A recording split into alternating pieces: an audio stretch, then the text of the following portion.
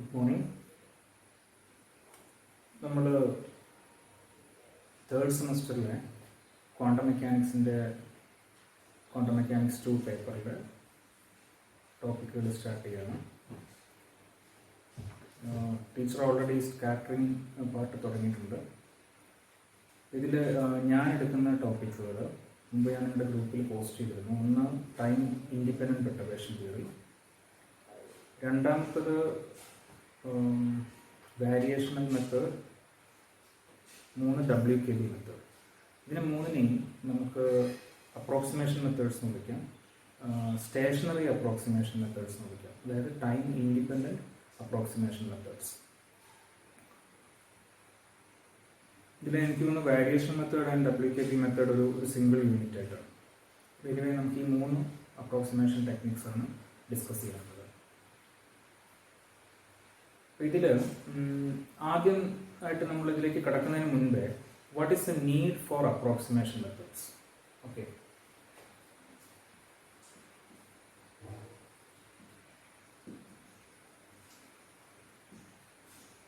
Approximation methods. ഇതിൻ്റെ ആവശ്യം എന്താണ് അപ്രോക്സിമേഷൻ മെത്തേഡ്സിൽ? നമ്മൾ കഴിഞ്ഞ സെമസ്റ്ററിൽ ഷ്രോഡിംഗർ ഇക്വേഷൻ പഠിച്ചു, Schrodinger method of solving quantum systems പഠിച്ചു, Heisenberg method of solving quantum systems പഠിച്ചു, അതായത് മെട്രിക്സ് മെത്തേഡ്. അപ്പോൾ അതിൽ നമ്മൾ ഓരോന്നിൻ്റെ ആപ്ലിക്കേഷനൊക്കെ പലതും ഡിസ്കസ് ചെയ്തിരുന്നു. ഉദാഹരണത്തിന് ലീനിയർ ഹാർമോണിക് ഓസിലേറ്റർ പ്രോബ്ലം നമ്മൾ ഷ്രോഡിംഗർ മെത്തേഡിലും ഹൈസൻബർഗ് മെത്തേഡിലും ഒക്കെ ചെയ്തിരുന്നു. ഇതിൽ ഇപ്പം നമ്മൾ ഈ ഷ്രോഡിംഗർ മെത്തേഡ് കൺസിഡർ ചെയ്യുകയാണെങ്കിൽ എക്സാക്റ്റ് ആയിട്ട് നമുക്ക് സോൾവ് ചെയ്യാൻ കഴിയുന്ന പ്രോബ്ലംസ് വളരെ ലിമിറ്റഡ് ആണ്. നിങ്ങൾ ഡിഗ്രിക്ക് ക്വാണ്ടം മെക്കാനിക്സ് പഠിക്കുമ്പോഴും ഫസ്റ്റ് സെമസ്റ്ററിൽ ക്വാണ്ടം മെക്കാനിക്സ് പഠിച്ചപ്പോഴും ഇത്ര എക്സാക്ട്ലി സോൾവബിൾ പ്രോബ്ലംസ് ആണ് നമ്മൾ ട്രീറ്റ് ചെയ്തത്. ഉദാഹരണത്തിന് എക്സാക്ട്ലി സോൾവബിൾ പ്രോബ്ലംസ് നമുക്ക് ശരിക്കും കൗണ്ട് ചെയ്യാൻ കഴിയും. Particle in an infinite square potential value, നമുക്കത് എക്സാക്റ്റ് ആയിട്ട് സോൾവ് ചെയ്യും. പിന്നീട് നമുക്ക് പാർട്ടിക്കിളിനെ ഫൈനൈറ്റ് പൊട്ടൻഷ്യൽ വെൽ നമ്മൾ കൺസിഡർ ചെയ്തു. ഈവൻ പാർട്ടിക്കിളിനെ ഫൈനൈറ്റ് പൊട്ടൻഷ്യൽ വെൽ തന്നെ അതൊരു എക്സാക്ട്ലി സോൾവബിൾ പ്രോബ്ലംസ് ആണ് നമുക്ക് പറയാം. പാർട്ടിക്കിളിനെ ഫൈനൈറ്റ് പൊട്ടൻഷ്യൽ വെൽ, പിന്നെ ടണൽ ഇഫക്റ്റിൽ അതൊരു ബൗണ്ട് സിസ്റ്റം അല്ല, അൺബൗണ്ട് സിസ്റ്റമാണ്. ട്രാൻസ്മിഷൻ പ്രോബബിലിറ്റി നമ്മൾ കാൽക്കുലേറ്റ് ചെയ്തു. ബൗണ്ട് സിസ്റ്റത്തിലേക്ക് വന്നു കഴിഞ്ഞാൽ 1 ഡയമെൻഷണൽ പ്രോബ്ലംസിൽ ഹാർമോണിക് ഓസിലേറ്റർ പ്രോബ്ലം, പിന്നെ റിജിഡ് റൊട്ടേറ്റർ പ്രോബ്ലം ഉണ്ട്. അത് നമ്മൾ MSc ക്വാണ്ടം മെക്കാനിക്സിൽ ചെയ്തിട്ടില്ല, പക്ഷേ നിങ്ങൾ സ്പെക്ട്രോസ്കോപ്പിയിൽ, ഉദാഹരണത്തിന് ഡിഗ്രിക്ക് സ്പെക്ട്രോസ്കോപ്പിയിൽ നിങ്ങളുടെ റിജിഡ് റൊട്ടേറ്ററിൻ്റെ എനർജി ലെവൽസ് ഒക്കെ ഡിസ്കസ് ചെയ്തതാണ്. അതൊരു എക്സാക്ട്ലി സോൾവ് പ്രോബ്ലമാണ്.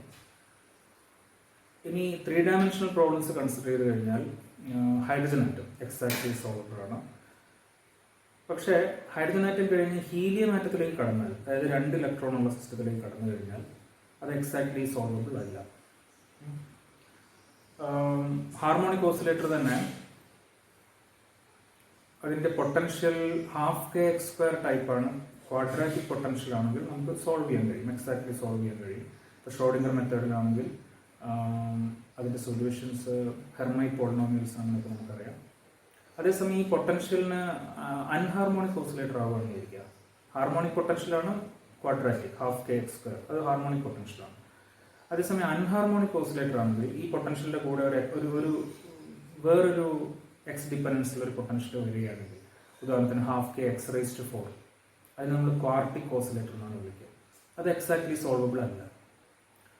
അപ്പോൾ 1 ഡയമെൻഷണൽ പ്രോബ്ലം തന്നെ സ്ലൈറ്റ് ആയിട്ടൊന്ന് മാറിക്കഴിഞ്ഞാൽ എക്സാക്ട്ലി സോൾവബിൾ അല്ല. ഇപ്പോൾ ഇൻഫിനിറ്റ് സ്ക്വയർ പൊട്ടൻഷ്യൽ വരെ തന്നെ ആ പൊട്ടൻഷ്യലിൻ്റെ ഷേപ്പ് ലേശം ഒന്ന് മാറിക്കഴിഞ്ഞാൽ അത് എക്സാക്ട്ലി സോൾവബിൾ അല്ല. അത് വളരെ നീറ്റ് ആയിട്ടുള്ള, അതായത് ഒരു 0 മുതൽ L വരെ, അല്ലെങ്കിൽ -L/2 മുതൽ +L/2 വരെ പൊട്ടൻഷ്യൽ 0യും 2 എൻഡിൽ 2 വോളിൽ എത്തിക്കഴിഞ്ഞാൽ ഇൻഫിനിറ്റ്ലി ലാർജ് ആവുകയും ചെയ്യുന്നതാണ് ഒരു ഇൻഫിനിറ്റ് സ്ക്വയർ പൊട്ടൻഷ്യൽ വെൽ. ഇതിന് പകരം അതിൻ്റെ ഷേപ്പ് ഈ ഒരു സിമെട്രിക് ഷേപ്പിന് പകരം ചെറുതായിട്ടൊന്ന് മാറിക്കഴിഞ്ഞാൽ, ഉദാഹരണത്തിന് ആ വെല്ലിൻ്റെ ഉള്ളിൽ പൊട്ടൻഷ്യൽ ചില സ്ഥലത്ത് 0, ചില സ്ഥലത്ത് ഫൈനൈറ്റ് വാല്യൂ, അങ്ങനെ എന്തെങ്കിലും ഒരു ചേഞ്ച് വന്നു കഴിഞ്ഞാൽ അത് എക്സാക്ട്ലി സോൾവബിൾ ആവണമെന്നില്ല. അപ്പോൾ ഇത്തരം വൺ ഡയമെൻഷണൽ പ്രോബ്ലം തന്നെ ജസ്റ്റ് ഒന്ന് നിങ്ങൾ ചേഞ്ച് ചെയ്ത് കഴിഞ്ഞാൽ എക്സാക്ട്ലി സോൾവബിൾ അല്ലാതെയായി മാറും. 3 ഡയമെൻഷണൽ പ്രോബ്ലം ഞാൻ പറഞ്ഞു, ഹൈഡ്രജൻ ആറ്റം കഴിഞ്ഞാൽ പിന്നെ സെക്കൻഡ് 2 ഇലക്ട്രോണുള്ള ആറ്റം, ഹീലിയം ആറ്റം പോലും നമുക്ക് എക്സാക്റ്റ് ആയിട്ട് സോൾവ് ചെയ്യാൻ കഴിയില്ല. അപ്പോൾ ക്വാണ്ടം മെക്കാനിക്സിൽ എക്സാക്റ്റ് ആയിട്ട് സോൾവ് ചെയ്യാൻ കഴിയുന്ന പ്രോബ്ലംസിൻ്റെ എണ്ണം വളരെ ലിമിറ്റഡ് ആണ്. അത് അങ്ങനെ അല്ലാത്ത പ്രോബ്ലംസ് നമ്മൾ എങ്ങനെയാണ് സോൾവ് ചെയ്യുക? അവിടെയാണ് നമുക്ക് അപ്രോക്സിമേഷൻ മെത്തേഡ്സ് ആവശ്യമായിട്ട് വരും. പലതരത്തിലുള്ള അപ്രോക്സിമേഷൻ മെത്തേഡ്സ് ഉണ്ട്. ഞാൻ നേരത്തെ പറഞ്ഞതുപോലെ അപ്രോക്സിമേഷൻ മെത്തേഡ്സിന് നമുക്ക് ബ്രോഡായിട്ട് 2ആയിട്ട് തിരിക്കാം. Stationery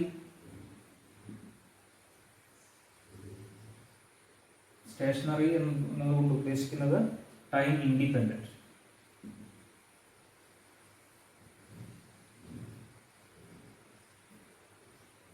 methods, then time dependent methods.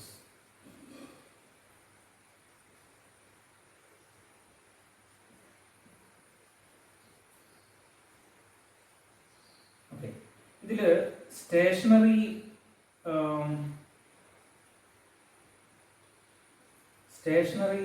മെത്തേഡ്സിൽ, stationery approximation മെത്തേഡ്സിൽ അതാണ് ഞാൻ ഡിസ്കസ് ചെയ്യുന്നത്. അതിൽ 3 എണ്ണം നമുക്ക് പഠിക്കാനുണ്ട്. ഒന്ന് time independent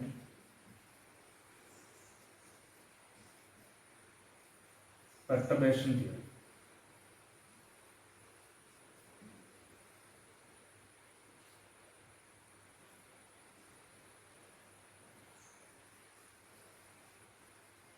Or time independent perturbation method. Then we can write as time independent perturbation method.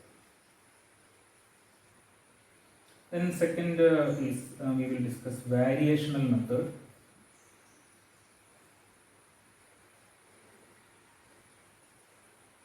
And third I will discuss WKB method. Okay, these are 3 time independent approximation methods that we will discuss, and we will compare them also. The effectiveness of different methods we will compare also. And in time dependent methods we will study time dependent perturbation method.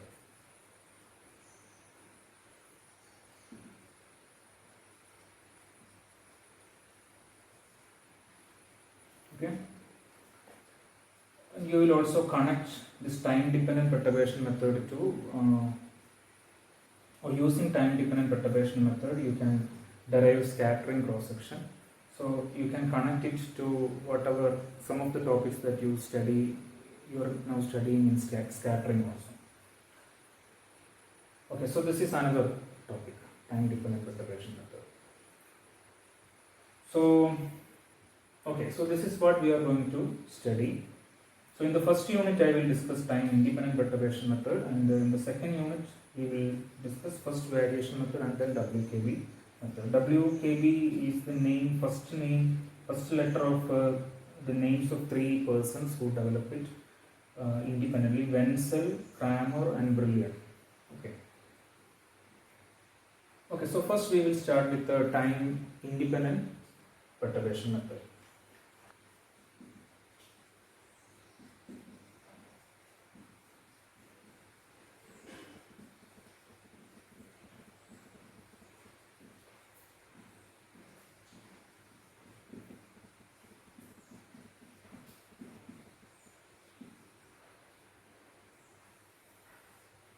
So in time independent perturbation method, we will consider this in 2 parts.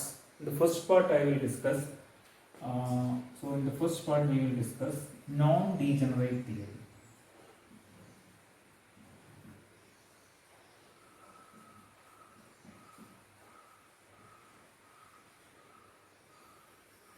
Okay. Degenerate theory we will discuss later. Okay. Now you consider, first of all, what is meant by perturbation. So the word meaning perturbation means perturbation എന്നുള്ളതുകൊണ്ട് എന്താ ഉദ്ദേശിക്കുന്നത്, ഒരു ഒരു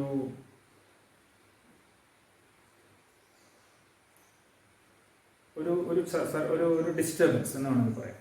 Perturbation means a disturbance. If you are perturbing a system, you are disturbing a system. അപ്പോൾ ഇവിടെ നമുക്ക് ആദ്യം ഒരു unperturbed system നോക്കാം. Unperturbed system without any disturbance. So I am using some notation here. So by H0, okay, I mean the Hamiltonian of the unperturbed system. Okay. Now psi n0 is the wave function of the unperturbed system. Okay, you just assume that it is one of the systems that you have already studied, like linear harmonic oscillator. അപ്പോൾ നിങ്ങൾ linear harmonic oscillator ആണെന്ന് വിചാരിക്കുക, അല്ലെങ്കിൽ hydrogen atom ആണെന്ന് വിചാരിച്ചോളൂ. അപ്പോൾ ഇത് അതിൻ്റെ wave ഫംഗ്ഷനാണ്. ഇപ്പോൾ ഉദാഹരണത്തിന് ഹൈഡ്രജൻ ആറ്റം, ഇത് അതിൻ്റെ വേവ് ഫംഗ്ഷനാണ്. ഏതെങ്കിലും ഒരു സ്റ്റേറ്റിൻ്റെ ഫസ്റ്റ് സ്റ്റേറ്റ് ആവാം, സെക്കൻഡ് സ്റ്റേറ്റ് ആവാം, ഗ്രൗണ്ട് സ്റ്റേറ്റ് ആവാം, first excited state, second excited state, ഏതും ആവാം. അപ്പോൾ അൺപെർട്ടർബ്ഡ് സിസ്റ്റത്തിന്റെ ഏതെങ്കിലും ഒരു സ്റ്റേറ്റിനെ റെപ്രസെന്റ് ചെയ്യുന്നു ket psi n0. ഈ superscript 0 stands for unperturbed system. H0 is the corresponding Hamiltonian. So it satisfies the eigenvalue equation En0 psi n0. Okay, let us call it equation 1. ഇത് നമ്മൾ ഓൾറെഡി കഴിഞ്ഞ സെമസ്റ്ററിൽ ക്വാണ്ടം ഡൈനാമിക്സിൽ നമ്മൾ discuss ചെയ്ത കാര്യമാണ് ഈ പറയുന്നത്. ഓക്കെ, ഏതെങ്കിലും നമ്മൾ പഠിച്ച ഏതെങ്കിലും ഒരു സിസ്റ്റം എടുക്കുക, അതൊരു അൺപെർട്ടർബ്ഡ് സിസ്റ്റമാണ്. അതിൻ്റെ ഐഗൻ വാല്യൂ ഇക്വേഷൻ ഇതാണ്. ഇത് അതിൻ്റെ ടൈം ഇൻഡിപെൻഡൻറ്റ് ഷ്രോഡിംഗർ ഇക്വേഷൻ ആണ് അല്ലേ? നമുക്കറിയാം Schrodinger equation, time independent Schrodinger equation എന്ന് പറഞ്ഞാൽ ഒരു ഐഗൻ വാല്യൂ ഇക്വേഷൻ ആണ്, ഹാമിൽട്ടോണിയൻ ഓപ്പറേറ്ററിൻ്റെ. Hi equal to E psi. അതേ കാര്യം തന്നെയാണ്, ഞാൻ വേറൊരു നൊട്ടേഷൻ എഴുതിയെന്ന് മാത്രം. H0 psi n0 equal to En0 psi n0. H0 unperturbed Hamiltonian. This is the unperturbed state of the system, and this is the unperturbed energy. Okay. ഈ സ്റ്റേറ്റുകൾ orthonormal സ്റ്റേറ്റുകളാണ്. നമുക്കറിയാം Hamiltonian operator ഒരു Hermitian operator ആണ്. Hermitian ഓപ്പറേറ്ററിന്റെ eigen സ്റ്റേറ്റുകളെല്ലാം തന്നെ orthogonal to each other ആയിരിക്കും. നമുക്കതിനെ normalise ചെയ്യാൻ കഴിയും. അപ്പോൾ ഇതിന്റെ ഓർത്തോനോമാലിറ്റി കണ്ടീഷൻ നമുക്ക് ഇങ്ങനെ എഴുതാം: psi m0. ഞാനിവിടെ ഉപയോഗിക്കുന്ന നിങ്ങളുടെ റെഫറൻസ് ടെക്സ്റ്റ് എന്ന് പറഞ്ഞു കഴിഞ്ഞാൽ ഗ്രിഫിത്സ് ആണ്. ഓക്കെ,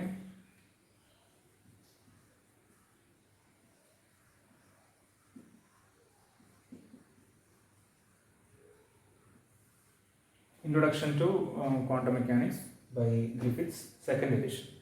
അപ്പോൾ ഇത് ഈ ബുക്ക് എല്ലാവരുടെ കയ്യിലും ഉണ്ടാവും ഞാൻ വിചാരിക്കുന്നു. ഞാൻ എന്തായാലും ഇതിൻ്റെ ഒരു PDF ഗൂഗിൾ ക്ലാസ് റൂമിൽ അപ്ലോഡ് ചെയ്യാം.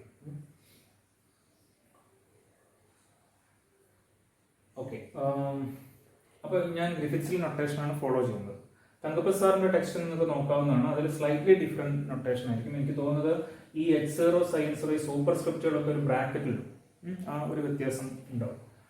So psi m0 psi n0 അൺപെർട്ടർബ്ഡ് സിസ്റ്റത്തിൻ്റെ ഐഗൻ കേസുകൾ ഓർത്തോനോമാലിറ്റി കണ്ടീഷൻ സാറ്റിസ്ഫൈ ചെയ്യും. So we can write it as delta mn. I assume that these States R discrete States. അപ്പോൾ അതിൻ്റെ നോർമലി ഓർത്തോനോമാലിറ്റി കണ്ടീഷൻ ക്രോണക്കർ ഡെൽറ്റ നോർമലൈസേഷൻ വഴി നമുക്ക് represent ചെയ്യാൻ കഴിയും. So this is equation 2. Okay, now suppose we apply some small perturbation to the system, some small disturbance to the system. അപ്പോൾ ഈ ഡിസ്റ്റർബൻസിനെ കാണിക്കാൻ, ഇപ്പോൾ ഈ ഡിസ്റ്റർബൻസ് നമുക്ക് എങ്ങനെ വിഷ്വലൈസ് ചെയ്യാം? ഇപ്പോൾ ഉദാഹരണത്തിന് ഹൈഡ്രജൻ ആറ്റം വിചാരിക്കാം, നമ്മൾ ഒരു മാഗ്നറ്റിക് ഫീൽഡ് അപ്ലൈ ചെയ്യും. ഓക്കെ, അപ്പോൾ നമ്മൾ അപ്ലൈ ചെയ്യുന്ന ഈ മാഗ്നറ്റിക് ഫീൽഡ് ആണ് എന്ത്? പെർട്ടർബേഷൻ. അപ്പോൾ ഈ ഹൈഡ്രജൻ ആറ്റത്തിനകത്തുള്ള ഇലക്ട്രോൺ അൺപെർട്ടർബ്ഡ് സിസ്റ്റം എന്ന് പറഞ്ഞാൽ no electromagnetic field is applied. No you apply a magnetic field. അപ്പോൾ അതിനകത്തുള്ള പാർട്ടിക്കിൾ, നമ്മുടെ സിസ്റ്റത്തിനകത്തുള്ള ഇലക്ട്രോൺ അതിനെന്താണ് സംഭവിക്കുന്നത്? അതിനൊരു അഡീഷണൽ, ഈ മാഗ്നറ്റിക് ഫീൽഡിന്റെ പ്രസൻസിൽ അതിനൊരു അഡീഷണൽ പൊട്ടൻഷ്യൽ എനർജി കിട്ടും, അഡീഷണൽ മാഗ്നറ്റിക് പൊട്ടൻഷ്യൽ എനർജി. അപ്പോൾ ആ കിട്ടുന്ന അഡീഷണൽ എനർജി എന്ന് പറയുന്നത് നമുക്കൊരു ഹാമിൽട്ടോണിയൻ കൊണ്ട് റെപ്രസെന്റ് ചെയ്യാൻ കഴിയും. ഓക്കെ, അതിനെയാണ് നമ്മൾ എന്ത് വിളിക്കുന്നത്? I call it perturbing Hamiltonian. Unperturbed സിസ്റ്റത്തിന്റെ മേലെ ഒരു ഡിസ്റ്റർബൻസ്, ഒരു പെർട്ടർബേഷൻ ഉണ്ടാക്കുന്നത് ഈ മാഗ്നറ്റിക് ഫീൽഡാണ്. അത് കാരണം ഉണ്ടാകുന്ന അഡീഷണൽ എനർജിയെ നമ്മൾ എന്ത് വിളിക്കുന്നു? പെർട്ടർബിംഗ് ഹാമിൽട്ടോണിയൻ എന്ന് വിളിക്കുന്നു. അത് മാഗ്നറ്റിക് ഫീൽഡ് അപ്ലൈ ചെയ്യുന്നതാവാം, ഇലക്ട്രിക് ഫീൽഡ് അപ്ലൈ ചെയ്യുന്നതാവാം, ചിലപ്പോൾ രണ്ടും ഒന്നിച്ചൊരു ഇലക്ട്രോമാഗ്നറ്റിക് വേവ് അപ്ലൈ ചെയ്യുന്നതാവാം. ഓക്കെ, ഇലക്ട്രോമാഗ്നറ്റിക് വേവ് ആകുമ്പോൾ അതൊരു കോൺസ്റ്റന്റ് പെർട്ടർബേഷൻ അല്ല, അതൊരു ഇലക്ട്രോമാഗ്നറ്റിക് വേവ് എന്ന് പറഞ്ഞാൽ അത് വാരിയിങ് ആണല്ലോ, ടൈമിനനുസരിച്ച് ഇലക്ട്രിക് ഫീൽഡും മാഗ്നറ്റിക് ഫീൽഡും വാരി ചെയ്യുന്നുണ്ട്. അപ്പോൾ അതൊരു ടൈം ഡിപ്പെൻഡന്റ് പെർട്ടർബേഷൻ ആയി മാറും. ഓക്കെ, ആ സമയത്ത് എങ്ങനെയാണ് അതിനെ ട്രീറ്റ് ചെയ്യാന്നുള്ളത് നിങ്ങൾ time dependent perturbation method discuss ചെയ്യുമ്പോൾ പഠിക്കും. ഇവിടെ നമ്മൾ ആലോചിക്കുന്ന ഒരു കോൺസ്റ്റന്റ് പെർട്ടർബേഷൻ ആണ്, അപ്പോൾ ഒരു കോൺസ്റ്റന്റ് മാഗ്നറ്റിക് ഫീൽഡ് അപ്ലൈ ചെയ്യുന്നു, അല്ലെങ്കിൽ ഒരു കോൺസ്റ്റന്റ് ഇലക്ട്രിക് ഫീൽഡ് അപ്ലൈ ചെയ്യുന്നു. ഓക്കെ, അപ്പോൾ ആ സമയത്ത് ഇലക്ട്രോണിന് അഡീഷണൽ ഒരു പൊട്ടൻഷ്യൽ എനർജി കിട്ടുന്നുണ്ട്. ഓക്കെ, അപ്പോൾ അതാണ് പെർട്ടർബിംഗ് ഹാമിൽട്ടോണിയൻ, റൈറ്റ്? അപ്പോൾ ഇവിടെ നമ്മുടെ ജനറൽ തിയറിയാണ് നമ്മളിപ്പോൾ ഡെവലപ്പ് ചെയ്യാൻ ശ്രമിക്കുന്നത്. എക്സാമ്പിൾസിലേക്ക് നമുക്ക് പിന്നീട് പോകാം. പെർട്ടർബിംഗ് ഹാമിൽട്ടോണിയന് അപ്പോൾ ഇപ്പം പെർട്ടർബിംഗ് ഹാമിൽട്ടോണിയൻ അപ്ലൈ ചെയ്ത് കഴിഞ്ഞാൽ സിസ്റ്റത്തിന്റെ ടോട്ടൽ ഹാമിൽട്ടോണിയൻ എനിക്ക് എങ്ങനെ പറയാം? Total Hamiltonian of the system is now unperturbed Hamiltonian plus H prime, where H prime stands for the perturbing Hamiltonian. Okay, so H0 is the unperturbed Hamiltonian. This is നമുക്ക് അതിനെ രണ്ട് രീതി പറയാം. ഒന്നുകിൽ പെർട്ടർബിംഗ് Hamiltonian എന്ന് വിളിക്കാം, അല്ലെങ്കിൽ വെറുതെ പെർട്ടർബേഷൻ എന്ന് വിളിക്കാം. അതാണ് ആ ഡിസ്റ്റർബൻസ്. ഓക്കെ, ഡിസ്റ്റർബൻസ് നമ്മളൊരു ഹാമിൽട്ടോണിയന്റെ പാർട്ട് കൊണ്ട് റെപ്രസെന്റ് ചെയ്യും, H prime. So the idea is that H prime is very small compared to H0. അതിന്റെ ക്വാണ്ടിറ്റി, അതിന്റെ കറസ്പോണ്ടിങ് എനർജി എന്ന് പറയുന്നത്, എച്ച് പ്രൈമിന് കറസ്പോണ്ടിങ് ആയിട്ടുണ്ടാകുന്ന എനർജി എന്ന് പറയുന്നത് H0 അപേക്ഷിച്ചിട്ട് വളരെ ചെറുതാണ്. It's a small perturbation. So this is the total Hamiltonian of the system now when a perturbation is applied. Okay, അപ്പോൾ അങ്ങനെയാണെങ്കിൽ സിസ്റ്റത്തിന്റെ I mean when you write the time independent Schrodinger equation in the form of this eigenvalue equation. Okay, what is a new eigenvalue equation? അപ്പോൾ ഈ ഇതിലൊരു Hamiltonian change ചെയ്ത് കഴിഞ്ഞു, സിസ്റ്റത്തിൽ ഒരു പെർട്ടർബേഷൻ അപ്ലൈ ചെയ്ത് കഴിഞ്ഞു. അപ്പോൾ സ്വാഭാവികമായിട്ടും അതിന്റെ സ്റ്റേറ്റ് മാറും. അൺപെർട്ടർബ്ഡ് സിസ്റ്റത്തിന്റെ സ്റ്റേറ്റ് അല്ല ഇപ്പോൾ, ആ സ്റ്റേറ്റ് മാറും. Okay, so the new States let me call psi n. Okay, ഞാൻ അതിനെ വെറുതെ psi എന്ന് വിളിക്കാം. പുതിയ ഹാമിൽട്ടോൺ ഏതാണ്? H ആണ്. So let me call this as equation 3. Okay, ഞാനിവിടെ ഒരു കാര്യം കൂടി ചെയ്യുന്നു. ഈ പെർട്ടർബേഷന്റെ കൂടെ, പെർട്ടർബിംഗ് ഹാമിൽട്ടോണിന്റെ കൂടെ ഒരു എക്സ്ട്രാ ഒരു പെർട്ടർബേഷൻ പാരാമീറ്റർ ലാംഡ ഞാൻ അപ്ലൈ ചെയ്യും. Okay, the magnitude of lambda, okay, lambda can vary from 0 to 1. Lambda 0 ആണെങ്കിൽ പിന്നെ ടോട്ടൽ ഹാമിൽട്ടോണിയൻ എന്തായിരിക്കും? അൺപെർട്ടർബ്ഡ് ഹാമിൽട്ടോണിയൻ ആയിരിക്കും. ലാംഡയുടെ വാല്യൂ കൂടുന്നതിനനുസരിച്ച് H is different from H0. So lambda can vary from 0 to 1. So it's a perturbation parameter. Okay. So Xin is equal to, this is the new energy En psi n. So when you apply a perturbation, സിസ്റ്റത്തിന്റെ state മാറി, Hamiltonian മാറി, സിസ്റ്റത്തിന്റെ state മാറി, energy മാറി. Okay. We don't know what is the value of psi n. We don't know what is a new energy. നമുക്ക് ഈ Hamiltonian എന്താണെന്ന് അറിയാം. നമുക്ക് പെർട്ടർബിംഗ് ഹാമിൽട്ടോണിയൻ, ഈ ന്യൂ പെർട്ടർബേഷൻ എന്താണെന്ന് അറിയാമെങ്കിൽ നമുക്ക് ഈ ഹാമിൽട്ടോണിയൻ എന്താണെന്ന് പറയാൻ പറ്റും. പക്ഷേ ഈ പുതിയ സ്റ്റേറ്റ് എന്താണെന്ന് അറിയില്ല, എനർജി എന്താണെന്നും അറിയില്ല. This is unknown. ഇതാണ് നമുക്ക് കണ്ടുപിടിക്കുന്നത്. ഓക്കെ ഓക്കെ അപ്പോൾ എങ്ങനെയാണ് നമ്മൾ പ്രൊസീഡ് ചെയ്യുക? ഈ പെർട്ടർബേഷൻ വളരെ ചെറുതാണെങ്കിൽ നമുക്ക് ചെയ്യാവുന്ന ഒരു ഐഡിയ, ഈ പുതിയ സ്റ്റേറ്റ്, ഈ പെർട്ടർബേഷൻ വളരെ ചെറുതാണെങ്കിൽ നമുക്ക് ഇങ്ങനെ ഗസ് ചെയ്യാം, ഈ പുതിയ സ്റ്റേറ്റ് ഏകദേശം പഴയ സ്റ്റേറ്റിന്റെ അടുത്ത് തന്നെയായിരിക്കും. അല്ലെങ്കിൽ പുതിയ സ്റ്റേറ്റിന് പഴയ സ്റ്റേറ്റിൽ നിന്ന് വളരെ ചെറിയ ചേഞ്ച് മാത്രമേ ഉണ്ടാവുള്ളൂ.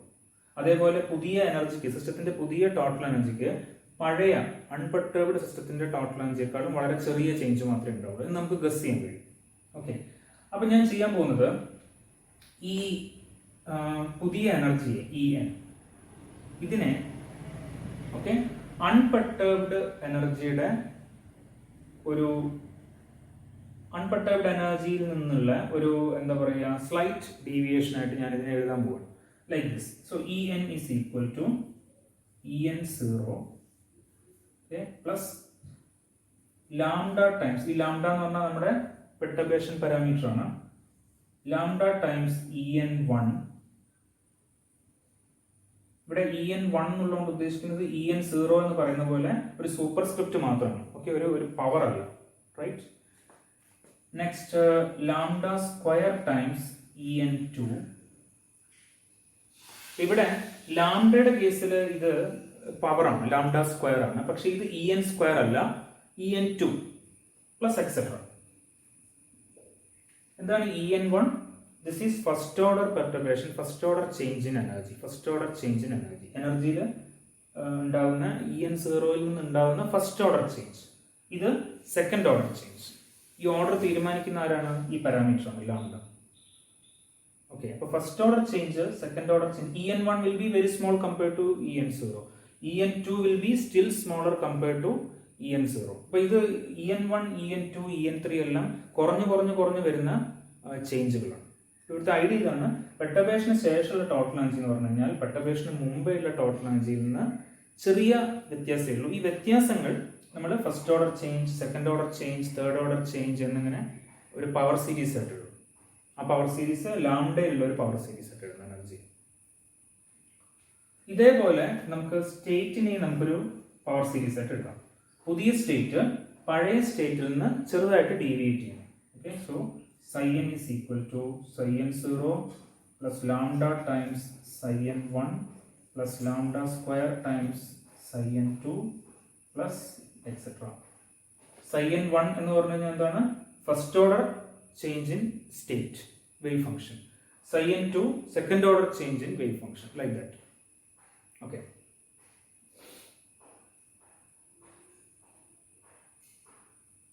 എനിക്ക് തോന്നുന്നു ഞാൻ ഈ വേവ് ഫംഗ്ഷൻ ഇങ്ങനെ ഒരു കെറ്റ് psi എന്ന് എഴുതുമ്പോൾ ഞാൻ മുൻപ് നമ്മൾ കഴിഞ്ഞ സെമസ്റ്റർ ഉപയോഗിച്ച നൊട്ടേഷൻ സ്ലൈറ്റ്ലി ഡീവിയേറ്റ് ചെയ്യുന്നുണ്ട്. കഴിഞ്ഞ സെമസ്റ്റർ നമ്മൾ ഉപയോഗിച്ച നൊട്ടേഷൻ എന്തായിരുന്നു എന്ന് വെച്ച് കഴിഞ്ഞാൽ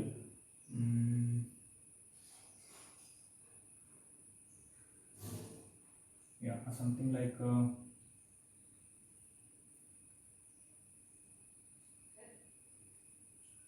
ket n is equal to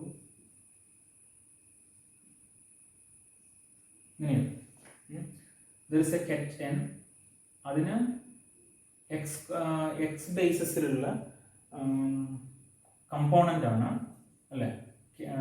ഒരു അബ്സ്ട്രാക്ട് കെറ്റ് വെക്ടർ എന്നിന് പൊസിഷൻ ബേസിസിലുള്ള കമ്പോണൻ്റാണ് ഞാൻ വേവ് ഫംഗ്ഷൻ വിളിച്ചത്. അപ്പോൾ ഇവിടെ നമ്മൾ കെറ്റ് psi n0 എന്ന് എഴുതുമ്പോൾ ഞാൻ കെറ്റ് n എന്നുള്ള സെൻസിലാണ് ഞാൻ ഇവിടെ കെറ്റ് psi n0 എന്ന് ഉപയോഗിച്ചിരിക്കുന്നത്. ഓക്കെ, കെറ്റ് n എന്നുള്ള അതേ സെൻസിലാണ് കെറ്റ് psi n0 എന്ന് ഉപയോഗിച്ചിരിക്കുന്നത്. അപ്പോൾ ചില ബുക്കുകളിൽ ഇപ്പോൾ എനിക്ക് തോന്നുന്നു ശങ്കറിൻ്റെ ടെക്സ്റ്റിൽ നിങ്ങൾക്ക് ഇവിടെ കെറ്റ് n തന്നെയാണ് കാണുന്നത്. ഈ സെൻസിൽ നമ്മൾ ഇതേ സെൻസിലാണ് ഇത് ഉപയോഗിച്ചിരിക്കുന്നത്. ഞാൻ ഇവിടെ ഗ്രിഫിത്തിലെ നൊട്ടേഷൻ ഫോളോ ചെയ്യുന്നു മാത്രം. അപ്പോൾ ഈ കെറ്റ് psi എന്നുള്ള നൊട്ടേഷൻ കൺഫ്യൂസ്ഡ് ആവരുത്. കെറ്റ് n എന്നുള്ള സെൻസിലാണ് ഇവിടെ കെറ്റ് psi n ഉപയോഗിച്ചിരിക്കുന്നത്. So ket psi n is used identical to ket n, abstract vector എന്നുള്ള സെൻസിലാണ് ഉപയോഗിച്ചിരിക്കുന്നത്. അപ്പോൾ നമുക്കിത് ഈ കെറ്റ് സിമ്പൽ ഇല്ലാതെയും ഈ ഇക്വേഷൻ റീഡ് ചെയ്യാവുന്നതാണ്. h psi n equal to En psi n എന്നുള്ള രീതിയിൽ, വേവ് ഫംഗ്ഷൻ എന്നുള്ള രീതിയിൽ തന്നെ. ഓക്കെ, അപ്പോൾ ഞാൻ ചെയ്തത് എന്താണ്, എനർജി ഒരു പവർ സീരീസ് ആയിട്ട് എഴുതി, ലാംഡയിലൊരു പവർ സീരീസ് ആയിട്ട് എഴുതി, വേവ് ഫംഗ്ഷനെയും ലാംഡയിലൊരു പവർ സീരീസ് ആയിട്ട് എഴുതി. ഇനി let me say this is equation 5, this is equation 6. Okay, ഇനി നമുക്ക് ചെയ്യാൻ പോകുന്നതാണ് ഇത് രണ്ടും ഞാൻ ഈ ഇക്വേഷനിൽ സബ്സ്റ്റിറ്റ്യൂട്ട് ചെയ്തിട്ട് ഐഡന്റിക്കൽ പവേഴ്സ്, ലാംഡയുടെ ഐഡന്റിക്കൽ പവേഴ്സ് ഇക്വേറ്റ് ചെയ്യാണ്. Then we will try to find out expressions for En1, En2, etc. psi n1, etc. I will write down those equations here.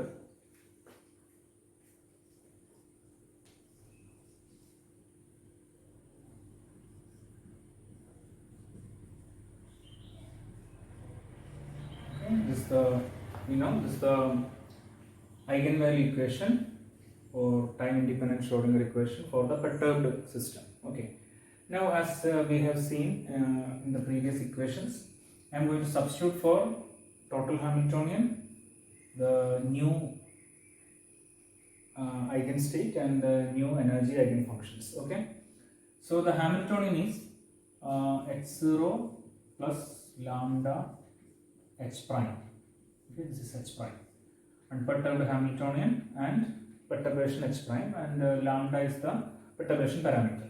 And we know psi n we have replaced by psi n 0 plus lambda times psi n 1 plus lambda square times psi n 2 plus etc. Okay.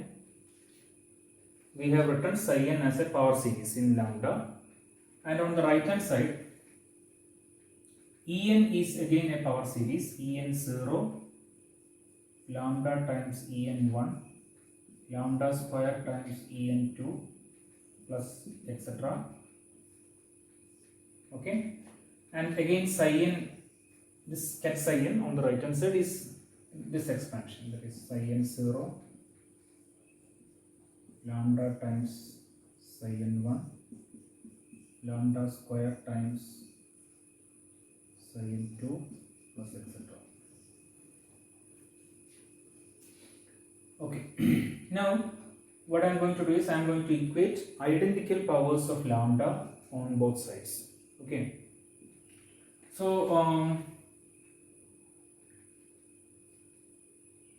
first let us consider zeroth order term.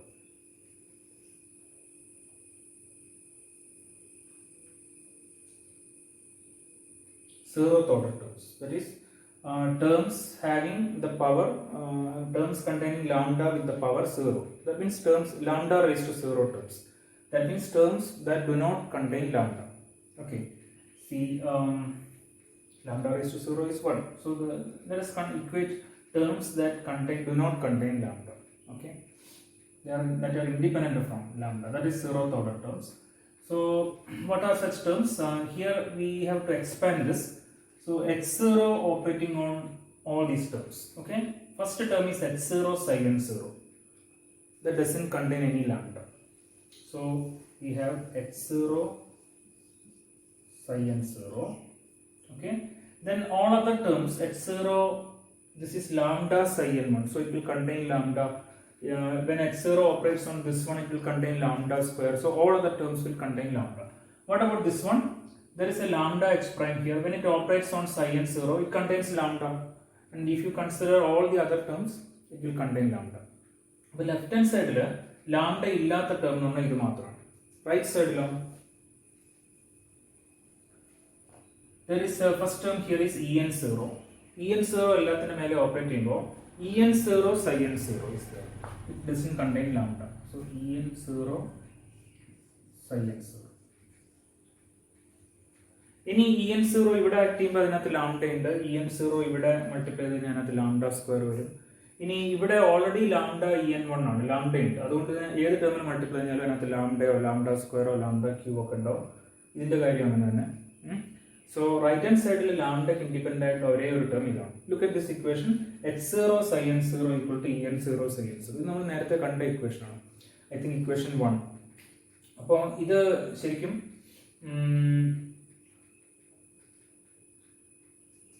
unperturbed സിസ്റ്റത്തിന്റെ eigen value equation ആണ്. Right, this is already familiar to us, equation 1. So lambda raise to 0 വരുന്ന terms, അതായത് ലാംഡയ്ക്ക് independent ആയിട്ട് terms equate ചെയ്തപ്പോൾ നമുക്ക് ഇങ്ങനെയാണ് കിട്ടും. ഇനി ഇത് zeroth order terms. Let us consider first order terms. Terms containing first order in lambda. Lambda raised to 1 വരുന്ന ടേംസ്, അതായത് ലാംഡ വരുന്ന ടേംസ് ആണ് നമ്മൾ ഇനി കളക്ട് ചെയ്യാൻ പോകുന്നത്. അത് നമുക്ക് ഇവിടെ നോക്കാം. ലെഫ്റ്റ് ഹാൻഡ് സൈഡിലുള്ള ടേംസ് ഒക്കെ h0 times lambda psi n 1, അതിനകത്ത് ലാംഡ വരുന്ന ടേം ആണ്. അപ്പോൾ നമുക്കിവിടെ ഞാനത് ലാംഡ രണ്ട് സൈഡിലും എല്ലാ ലെഫ്റ്റിലും റൈറ്റിലും നമ്മൾ ലാംഡ വരുന്ന ടേംസ് ആണ് എഴുതാൻ പോകുന്നത്.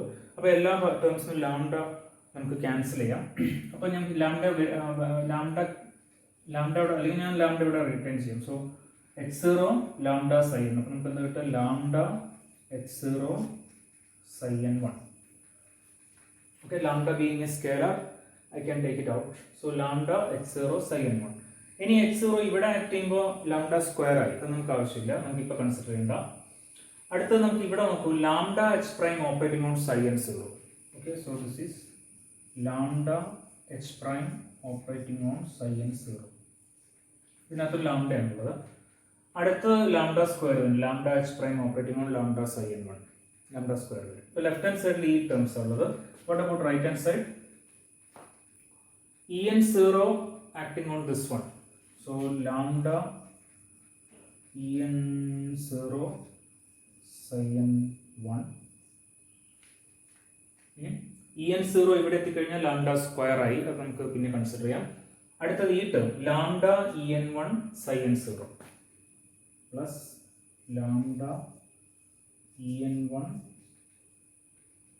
sin0 അല്ലേ, ഇത് ഇൻറ്റു ഇത്. ഇനി ലാംഡ En1 ഇവിടേക്ക് ആക്ട് ചെയ്ത് കഴിഞ്ഞാൽ ലാംഡ സ്ക്വയർ വരും, പിന്നെ ലാംഡ ക്യൂബ് വരും. ഇനി ഇവിടെ ഓൾറെഡി ഇവിടെ ലാംഡ സ്ക്വയർ ഉണ്ട്, അപ്പോൾ അത് ഏത് ടേമിൽ ആക്ട് ചെയ്ത് കഴിഞ്ഞാലും മിനിമം ലാംഡ സ്ക്വയർ എങ്കിലും ഉണ്ട്, അപ്പോൾ അത് നമുക്ക് കൺസിഡർ ചെയ്യേണ്ട ആവശ്യമില്ല. അപ്പോൾ ഇതാണ് ഫസ്റ്റ് ഓർഡർ ടേംസ്. അപ്പോൾ ഇതിനകത്ത് എല്ലാ ടേമിലും ലാംഡ റേസ് ടു 1 ആണുള്ളത്. അത് നമുക്ക് ലാംഡ നമുക്ക് ഇതിൽ നിന്ന് റിമൂവ് ചെയ്യാം. I can cancel lambda from all terms.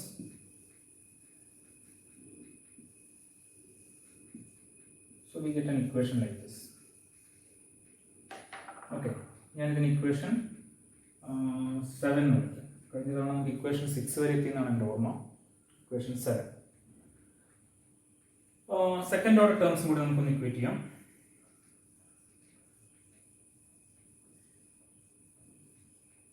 Terms on both sides containing lambda square. Okay, നോക്കാം. ലെഫ്റ്റ് ഹാൻഡ് സൈഡ് ആദ്യം നോക്കാം. x0 sin0 നമ്മൾ കൺസിഡർ ചെയ്തു, x0 ലാംഡ sin1 കൺസിഡർ ചെയ്തു, ലാംഡ വരുന്ന ടേമാണ്. x0 this one lambda square sin2. അപ്പോൾ lambda square ഞാൻ ഒഴിവാക്കാം, കാരണം അത് എല്ലാ ടേമിലും വരും. So x0 acting on this one, so x0 sin2 ഒരു. ഇനി x0 ഇങ്ങോട്ടേക്ക് പോയി കഴിഞ്ഞാൽ അടുത്ത ടേം ലാംഡ ക്യൂബ് ആണ്, അപ്പോൾ അത് കൺസിഡർ ചെയ്യേണ്ട ആവശ്യമില്ല. ഇവിടെ ഇത് ലാംഡ വരുന്ന ടേമാണ്, ഇതും കൂടി ആക്ട് ചെയ്യുമ്പോൾ ലാംഡ സ്ക്വയർ വരും. അപ്പോൾ നമുക്ക് എന്താ കിട്ടുക? ലാംഡ സ്ക്വയർ ഞാൻ മാറ്റി വയ്ക്കാം, അത് റൈറ്റ് സൈഡോട്ട് ക്യാൻസൽ ആവുമല്ലോ. So plus H prime sin1, lambda H prime lambda sin1. അപ്പോൾ ലാംഡ സ്ക്വയർ വരും, എച്ച് പ്രൈം sin1 വരും. അടുത്തത് ഇത് ഇവിടെ ആക്ട് ചെയ്യുമ്പോൾ ലാംഡ ക്യൂബ് ആണ് വരിക, അത് നമ്മൾ കൺസിഡർ ചെയ്യേണ്ട ആവശ്യമില്ല. അപ്പോൾ ലെഫ്റ്റ് ഹാൻഡ് സൈഡിൽ ഈ രണ്ട് ടേമേ ഉള്ളൂ. ശരിയില്ല, ലാംഡ സ്ക്വയർ വരുന്നത്. യെസ്, റൈറ്റ് സൈഡിലോ? റൈറ്റ് സൈഡിൽ En0 ഇവിടെ ആക്ട് ചെയ്യുമ്പോൾ വരും, ലാംഡ സ്ക്വയർ വരും. So En0 sin2. പിന്നെ En0 അങ്ങോട്ടേക്ക് പോയി കഴിഞ്ഞാൽ ലാംഡ ക്യൂബ് വരുന്ന ടേംസ് ഒക്കെയാണ്. ഇനി ഇവിടെ നോക്കിയാൽ ലാംഡ En1 ഇവിടെ ആക്ട് ചെയ്യുമ്പോൾ ലാംഡ സ്ക്വയർ വരും. So next is En1 sin1 plus പിന്നെ ഇവിടെ lambda square En2 sin0 act ചെയ്യുമ്പോഴും ലാംഡ സ്ക്വയർ വരും. സോ En2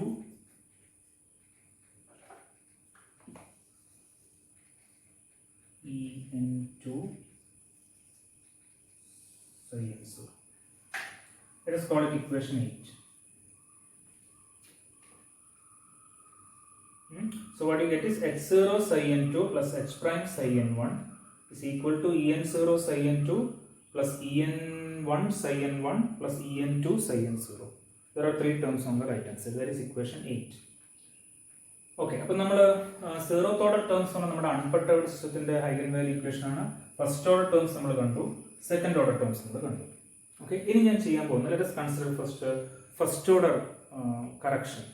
ഓക്കെ, അതായത് നമ്മൾ പെർട്ടർബേഷൻ അപ്ലൈ ചെയ്ത് കഴിയുമ്പോൾ എനർജിയിലും വേവ് ഫംഗ്ഷനിലൊക്കെ ഫസ്റ്റ് ഓർഡർ ലെവലിൽ എന്ത് കറക്ഷനാണ് ഉണ്ടാവുക. അപ്പോൾ ഇതിനകത്ത് എന്തൊക്കെയാണ് കറക്ഷൻ വരുന്നത്? ഒരു എക്സ്ട്രാ എനർജി ടേം വരും EN1, അതെന്താണ് നമുക്ക് കണ്ടുപിടിക്കണം. അതുപോലെ വേവ് ഫംഗ്ഷനിൽ എന്തുണ്ടാവും? സൈൻ സീറോയുടെ കൂടെ ഫസ്റ്റ് ഓർഡർ കറക്ഷൻ എന്ന് പറഞ്ഞാൽ എനർജിയിൽ ഉണ്ടാവുന്ന ഫസ്റ്റ് ഓർഡർ കറക്ഷൻ നമ്മൾ എങ്ങനെ എഴുതി? EN is equal to EN0 unperturbed സിസ്റ്റത്തിന്റെ എനർജി പ്ലസ് ലാംഡ EN1. അപ്പോൾ ആ EN1 എന്താണെന്ന് കിട്ടിക്കഴിഞ്ഞാൽ നമുക്ക് എന്ത് കണ്ടുപിടിക്കാം? What is the total energy എന്ന് കണ്ടുപിടിക്കാം. അതേപോലെ വേവ് ഫംഗ്ഷൻ നമ്മൾ എങ്ങനെയാണ് എഴുതുന്നത്? അൺപെർട്ടർബ്ഡ് സിസ്റ്റത്തിന്റെ വേവ് ഫംഗ്ഷൻ, അതായത് പെർട്ടർബ്ഡ് സിസ്റ്റത്തിന്റെ വേവ് ഫംഗ്ഷൻ സൈൻ എന്ന് പറയുന്നത് അൺപെർട്ടർബ്ഡ് സിസ്റ്റത്തിന്റെ wave function Sin0 plus lambda times Sin1. First order correction ആണ് അവിടെ വരുന്നത്. അപ്പോൾ Sin1 എന്താണെന്ന് കിട്ടിക്കഴിഞ്ഞാൽ നമുക്ക് Sin0യുടെ കൂടെ, Sin0 നോൺ ആണ്, അൺപെർട്ടർബ്ഡ് സിസ്റ്റത്തിന്റെ വേവ് ഫംഗ്ഷൻ നമുക്കറിയാം, അതിന്റെ കൂടെ ഈ Sin1 കൂടെ ആഡ് ചെയ്ത് കഴിഞ്ഞാൽ നമുക്ക് ടോട്ടൽ വേവ് ഫംഗ്ഷൻ കിട്ടും. ഇതാണ് idea. So what we are going to do is we will go to equation 7 and first I will calculate what is EN1, get an expression for EN1, and then we will find out what is an expression for Sin1. Okay, so this is what we are going to do.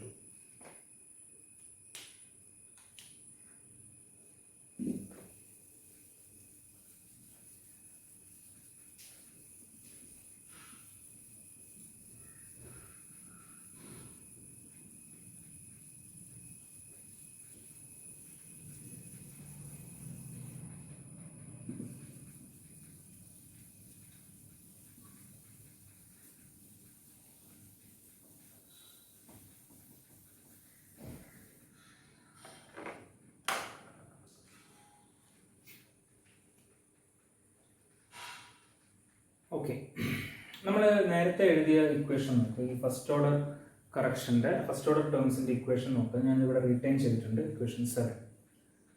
നമുക്കിപ്പോൾ ആദ്യം okay, so we are going to find out. So now we are discussing first order correction in energy. ഇതാണ് നമുക്ക് കണ്ടുപിടിക്കുന്നത്. അതായത് നമുക്ക് അറിയേണ്ട കാര്യം ഈ ടേം ഇതാണ് first order correction in energy അല്ലേ. EN എന്നുള്ളത് EN0 plus lambda times EN1 ആണ്. അപ്പോൾ EN1 എന്താണ് എന്നാണ് നമുക്ക് അറിയേണ്ടത്. EN1 കണ്ടുപിടിക്കണം. ഈ ഇക്വേഷനിൽ EN1 കണ്ടുപിടിക്കാനുള്ള മാർഗം എന്താണ്? നമുക്ക് എന്ത് ചെയ്യാൻ പറ്റും? ഇപ്പൊ ഇവിടെ ഓർക്കേണ്ട കാര്യം Sin0 എന്ന് പറഞ്ഞ അൺപെർട്ടർബ്ഡ് സിസ്റ്റത്തിന്റെ വേവ് ഫംഗ്ഷൻ ആണ്. ഇത് നമുക്ക് അറിയുന്നതാണ്. ഹൈഡ്രജൻ ആറ്റം അതിൻ്റെ വേവ് ഫംഗ്ഷൻസ് നമുക്ക് അറിയുന്നതാണ്. ഹാർമോണിക് ഓസിലേറ്റർ അതിൻ്റെ വേവ് ഫംഗ്ഷൻ നമുക്ക് അറിയുന്നതാണ്. നമ്മൾ പെർട്ടർബേഷൻ അപ്ലൈ ചെയ്യുന്നതിന് മുമ്പുള്ള വേവ് ഫംഗ്ഷനാണ്. അപ്പോൾ ഇവിടെ EN1 Sin0 എന്നുള്ളൊരു എക്സ്പ്രഷൻ ഉണ്ട്. ഇതിൽ നിന്ന് EN1 വേറൊരു ടേമിൽ EN1 ഇല്ലല്ലോ. ഇതിൽ നിന്ന് EN1 നമുക്ക് കണ്ടുപിടിക്കണം. അതിന് നമ്മൾ എന്ത് ചെയ്യും? ഇതിന് ടിപ്പിക്കലി നമുക്ക് ചെയ്യാവുന്ന ഒരു കാര്യം, you can make an inner product with Sin0.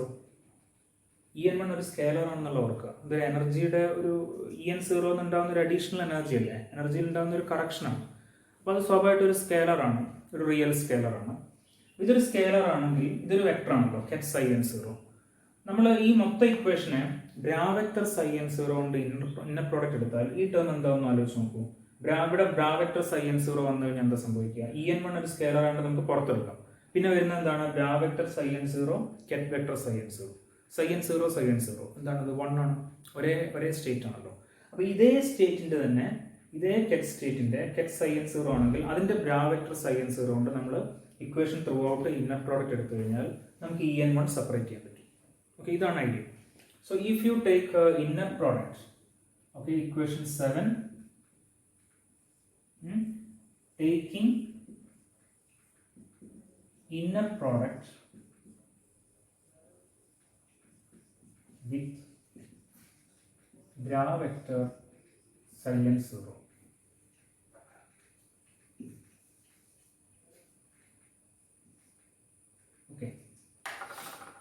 Okay, എന്താവും നോക്കിക്കോളൂ.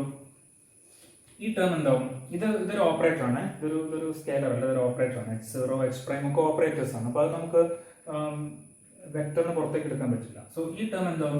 ഒരു സ്കേലർ ഒരു മെട്രിക്സ് എലമെന്റ് ആയിട്ട് മാറും. So this is bra vector Sin0 H0 and this one Sin1. Okay, plus ഇവിടെ വീണ്ടും ബ്രാ vector Sin0 H' Sin0 equals ഇത് ഒരു സ്കെയിലറാണ്, en0 ഒരു സ്കെയിലറാണ്. So I can take it outside. ഇതൊരു റിയൽ സ്കെയിലറാണ്, അപ്പോൾ കോംപ്ലക്സ് കോൺജുഗേറ്റ് ഒന്നും വരുന്നില്ല. മാത്രമല്ല നമ്മൾ കെറ്റ് സൈഡിൽ നിന്നാണ് പുറത്തെടുക്കുന്നത്. There is no change. So en0, ബാക്കിയുള്ളത് bra vector psi n0, then this one ket psi n1 plus ഇവിടെ en1 ഉം സ്കെയിലറാണ്. So we can take it outside. en1 bra vector psi n0, പിന്നെ ഇത് ket psi n0. Ready? ഈ equation നമ്മൾ bra vector psi n0 കൊണ്ട് inner product എടുത്തു. So now we can remove this equation.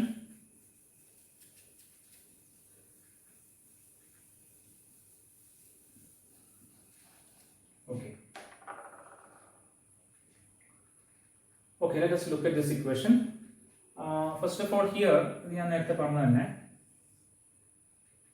Bra vector psi n0, ket vector psi n0 രണ്ടും ഒരേ state ആണ്. So ഇത് നോർമലൈസ്ഡ് ആണ് ഈ സ്റ്റേറ്റുകളെല്ലാം. So this is 1. ഈ ടേം en1 മാത്രമാണ്.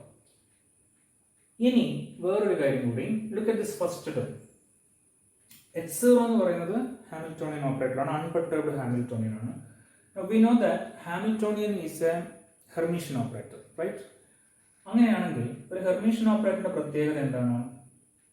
When you take a matrix element of a Hermitian operator between two different states, that the value of the matrix element will be the same whether the Hermitian operator acts on ket vector side or bra vector side. Okay, ഇതാണ് Hermitian ഓപ്പറേറ്ററിന്റെ ഒരു basic definition. ഇങ്ങനെ പറയാം, ഇപ്പം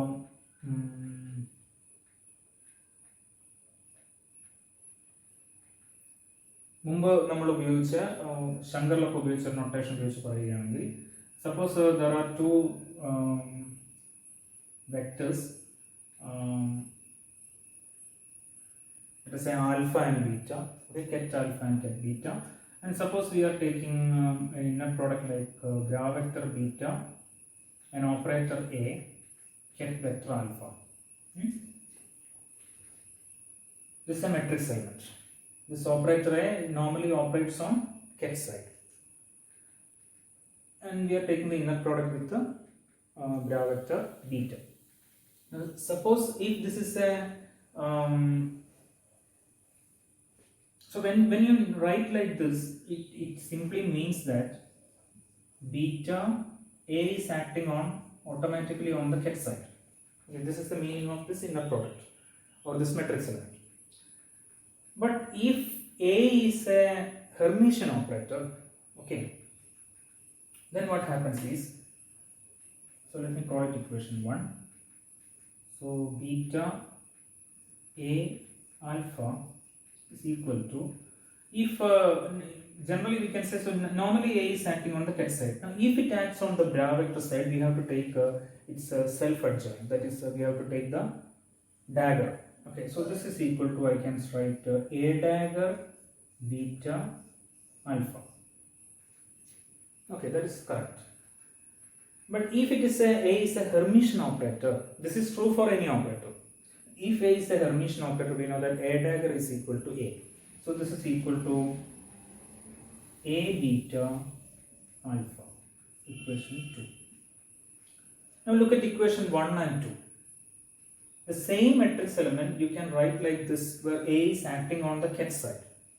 The same matrix element you can write like this, where A is acting on the bra vector side. Okay, that means if you equate the right hand side, I can write beta A alpha is equal to A beta alpha. Here A is the operator. Okay, so this is the definition of a Hermitian operator. Either you can say A dagger is equal to A, that is one definite way of defining Hermitian operator, or you can define Hermitian operator in terms of this matrix element. A matrix element of a involving a Hermitian operator will be the same whether the Hermitian operator acts on the ket vector side, okay, or on the bra vector side. That is the definition of a Hermitian operator. Now I am going to use this idea here. This Hamiltonian, whether it is unperturbed Hamiltonian or total Hamiltonian of a perturbed system, always Hamiltonian is a Hermitian operator. Okay, therefore if you use this property of Hermitian operator here, We don't know what happens when x0 operates on psi n1 because psi n1 is still unknown, and of course psi n1 is not an eigenket of x0 naturally. This is only a correction term. Okay, so we don't know what is this result, but we know what happens when x0 operates on psi n0. Psi n0 is an eigenket of x0. So what we are going to do is let us take x0 to the bra vector side. So normally it should become x0 dagger. But x0 being Hermitian, x0 Hermitian ആയതുകൊണ്ട് x0 dagger എന്ന് പറഞ്ഞാൽ എന്ത് തന്നെയാണ് x0 തന്നെയാണ്. അപ്പോൾ ഇവിടെ ഈ term this is equal to, I can write x0 psi n0 psi n1, and this is equal to, what is x0 psi n0? en0 psi n0. So en0 psi n0 psi n1. Where en0 is a real scalar. Now if you take en0 outside, normally if you take a scalar outside the bra vector, it will become complex conjugate. But since en0 is real, the change. So this is equal to en0 psi n0 psi n1. Now this term en0 psi n0 psi n1. Look at the first term on the right hand side. en0 psi n0 psi n1. അപ്പോൾ ഈ ടേമും cancel. അപ്പോൾ ഇവിടുത്തെ left hand സൈഡിലെ first ടേമും right hand സൈഡിലെ first ടേമും cancel ആയി. Right hand സൈഡിലെ second term എന്ന് പറഞ്ഞാൽ ഈ ഇന്നർ പ്രോഡക്റ്റ് സൈഡ് 1 ആയി en1 മാത്രമാണ്. അപ്പോൾ നോക്കൂ, ലെഫ്റ്റ് ഹാൻഡ് സൈഡിലെ ഈ ടേം ഈക്വൽ ടു en1 ആണ് കിട്ടുക. Therefore, what is en1 is equal to psi n0 h prime psi n0. This is the expression for the first order correction in algebra.